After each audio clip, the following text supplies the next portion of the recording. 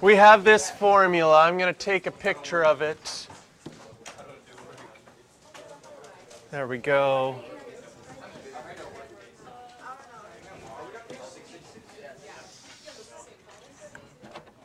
Okay.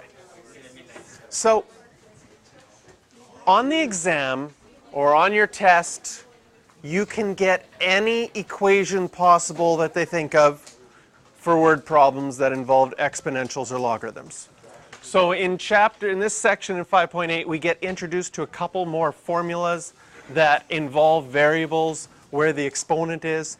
And if you got this question on your final exam, it would explain what do each of the letters mean and what would you put in there for them. So in this one, this is a future value formula. It's saying, oh, I want to go on a trip. I know that the trip is going to cost me $3,000 because I'm planning to go somewhere warm. How long do I have to save up to do this? I can afford for my job to put away $50 a month or $100 a month. If I find an interest rate that pays me 6%, 5% interest, compounded monthly, how long is it going to take me to save up the money that I need? And that's what this future value formula does. So when we get to our first example here, and again, this formula would be given to you, and it would explain each of the things and what they stood for. So FE is your future value. So that's what we want in this case, in this example. We want to save up $100,000. Might take a little while. You're putting away $200 a month. That's your R, your regular investment of $200. Then we got a square bracket, then a round bracket, 1 plus I. And if you read in the textbook there, in this case, the I is not just the interest rate as a decimal, it's the interest rate per compounding period. So if the interest rate is 6% and it's compounded monthly, the interest rate per compounding period would be 6 divided by 12. And then there's a minus 1, square bracket again, all divided by that I again, which is your interest rate divided by 12. Oh, and I forgot the little exponent n, which is what we want to solve for. So this formula is more complicated looking than what we've had before. And if you start by taking the log of both sides at this moment, it's going to end in a disaster. So what we're going to do is we're going to use our algebra skills and say, hey, could I use my algebra skills and get that power by itself? What would I have to do? Well, I'm dividing by 0.06 divided by 12. Multiply by that. So if I multiply both sides by 0.06 over 12, and this by 0.06 over 12, this will simplify. Take out your calculator. 0.06 divided by 12 times 10,000. 0.06 divided by 12 times 100,000, sorry. 500. Nice number. Equals 200. Square bracket 1 plus 0.06. And I know it's annoying to rewrite things when you already know what you want to do next with your math. Right? Next you're going to want to divide by 200. But for the sake of keeping your work neat, for the sake of not making a mental math error, and for the sake of making sure that each line that you write is equal to the line above it, it does make sense to write everything out.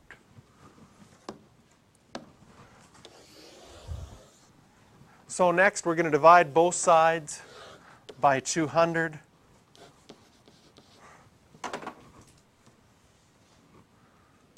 That will give us 2.5 equals.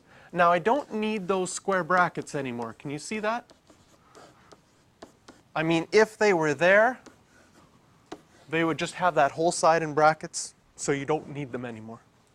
If I want to get the power by itself now, I just need to add 1.5 to both sides. I mean, sorry, add 1 to both sides and get 3.5. Yes?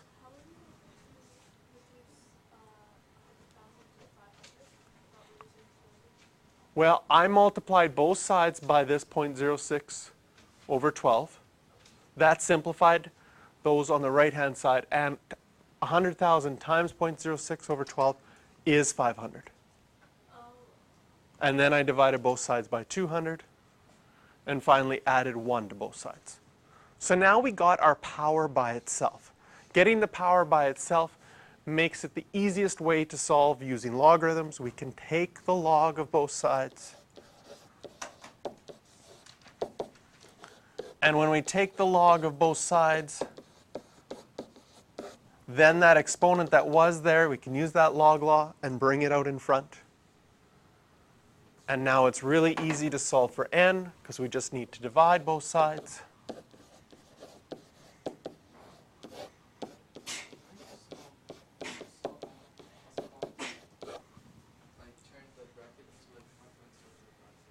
You can change that to a decimal too. If you want to simplify that with your calculator, you could.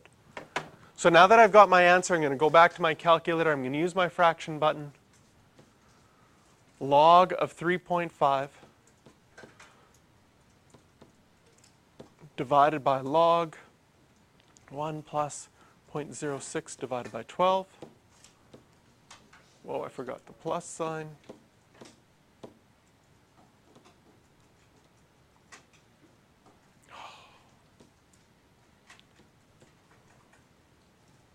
And I forgot the 12.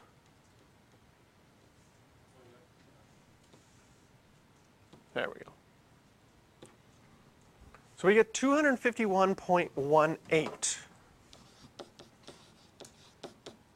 This is a word problem, so we'll need to make a statement at the end saying what we want and what the answer should be. The question was asking for how many monthly investments would we need? So we would need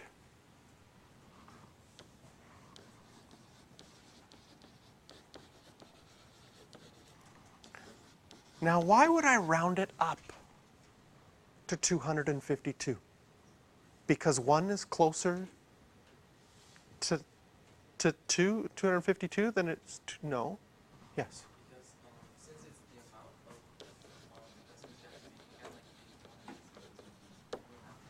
You wouldn't have enough money at 251. You'd be under 100,000. So you would need that one more payment. It would put you over, but you still need to get over that amount. So you would need 252 payments. And just like before, we can check if our answer is right. So I can store this as x, and I can look at my original equation, which is big and ugly, but we can still type this whole thing in. So I'm going to put my fraction button, and on the top of the fraction I had 200, bracket, 1 plus, and my plus button's not working, 0.06 divided by 12 to the power of x minus 1, bracket, all divided by 0.06 divided by 12. If I get 100,000, then I know that I've got it right. So our value was correct.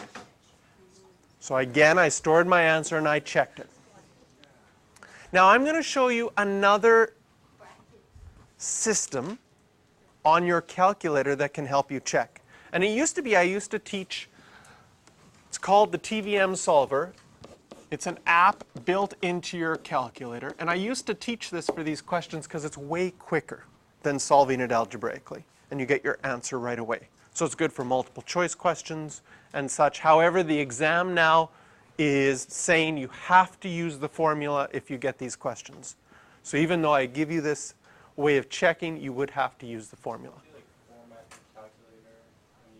But this is a built-in thing that comes in all TI-84s. You can't remove it. So it's allowed in all exams. Okay? So the TVM solver, in order to find it, you turn on your calculator, you push the apps button, you go to finance, and the first one is TVM solver. And on the TVM solver are all of these things. NI, PV, PMT, FV, P per Y, and C per Y. So first of all, we need to describe what each of these things stand for. The I, we'll do the easy ones. I is your interest rate. And it's not a decimal. So if it's 5%, you'll put in 5%. Okay? P per Y, this is your payments per year. And C per Y is your compounding periods per year. PMT stands for the payments that you're making. FV is your future value. And PV is your present value. And N stands for your number of payments.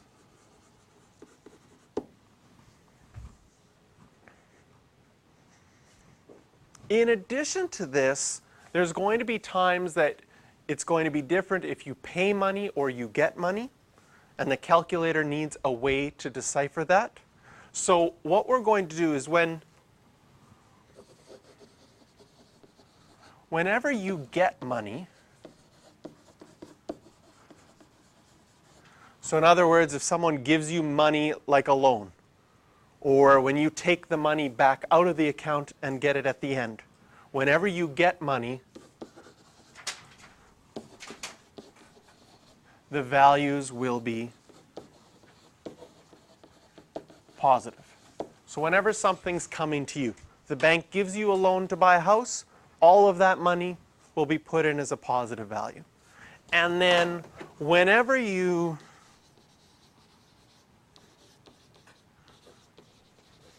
pay money or put money away, like if you deposit money into the bank,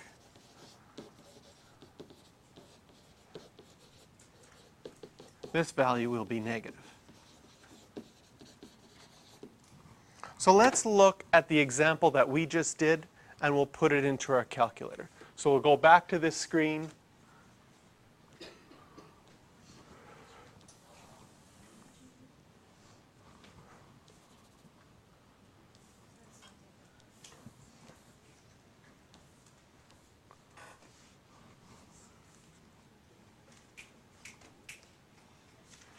All right, so it's a little bit tiny there, but off to the side here, we're going to put our NI, PV, PMT, future value, payments per year, compounds per year.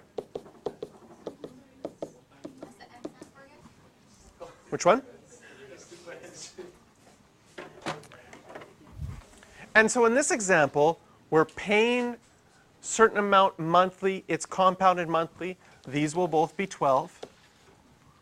Our interest rate is 6%, so this will be 6. We don't know how many investments, so I like to put a star and an arrow showing that that's the one I'm going to solve for. I want my future value to be $100,000, and it's going to be, I'm going to be taking that out of the bank account at that time, so it's going to be a positive value because it's money coming back to me. I'm putting away $200 a month, that value is going to be negative. And when I start, I have no money in the account whatsoever. So I have all of this information. I plug it all in. I don't know what N is, so I'm going to just leave that one right now. I plug in all the other information. 0, negative 200.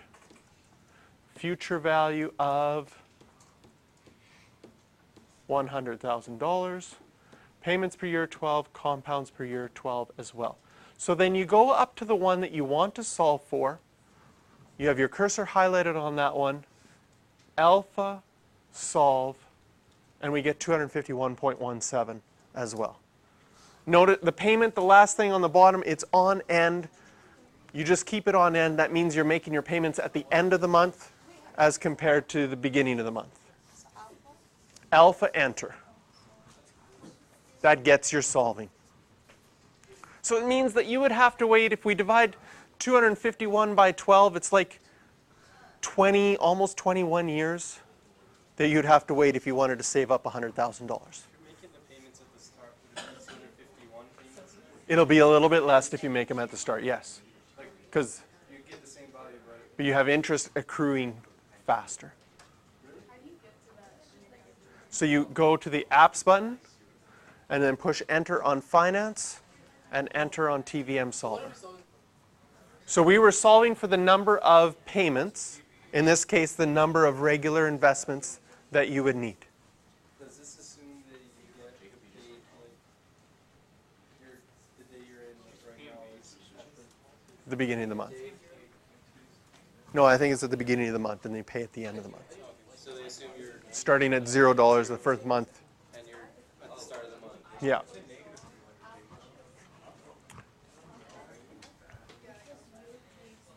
Okay.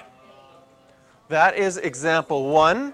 Your questions for practice are 3 and 6.